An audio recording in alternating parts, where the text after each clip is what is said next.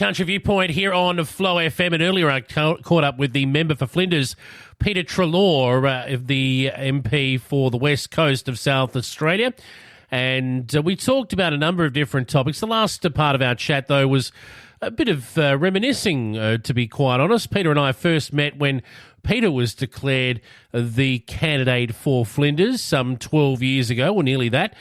And we have gone full circle with his successor, the candidate for the Liberals at the next election for the seat of Flinders, named recently, given that Peter is retiring, of course, at the end of this term. So we spoke about Sam Telfer and what sort of candidate he will be. Yes, so we've come 12 years on from that. When come March next year, March 2022, when the next state election occurs, I will not be renominating. That will mean that I've served 3 terms, 12 years, and of course the Liberal Party, of which I'm a member, needs to endorse a candidate for the seat, not just the seat of Flinders, but for every seat, in fact, right around the state. So given that I'm retiring, party members were invited to gather in Woodner on Sunday just gone. 2 candidates presented themselves, and each had the opportunity to speak for 5 minutes, took questions for 5 minutes, and then the members that were there, and not every member was able to get there, but given that it was in Woodner, it's reasonably central, they cast their votes.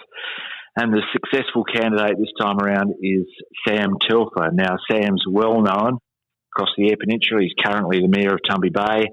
He's also currently the president of the Eyre Peninsula Local Government Association, and is the past president of the State Local Government Association. So he's really got some runs on the board. He's a farmer from the Ungarra district, and might I say it's probably a generational change, Jace. Well, I guess you could say that, but don't sell yourself short, Peter. Connection with younger people is well known around the EP, so I wouldn't be going that far. But look, Sam it's fair to say Sam's been groomed for this.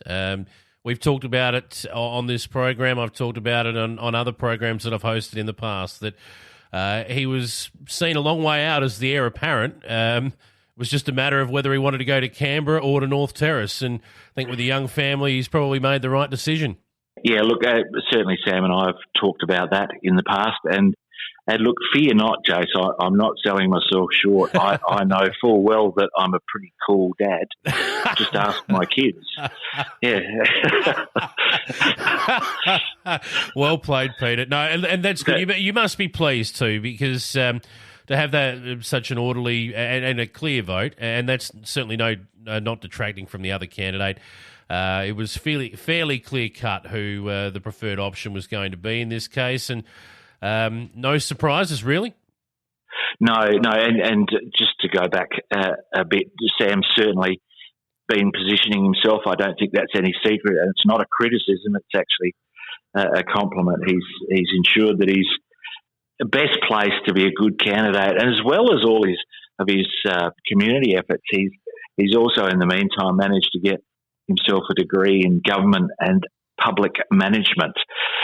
So really well placed, an impressive CV, I guess, for a candidate. Member for Flinders, Peter Treloar, and Peter also talks about the pre-selection situation in Frome and also in Schubert, parts of our Flow FM listening network, our Flow family, and you can check that part of the interview out on the podcast via our website, flownews24.com.au, and via our social media channels as well. It is Country Viewpoint here on Flow FM.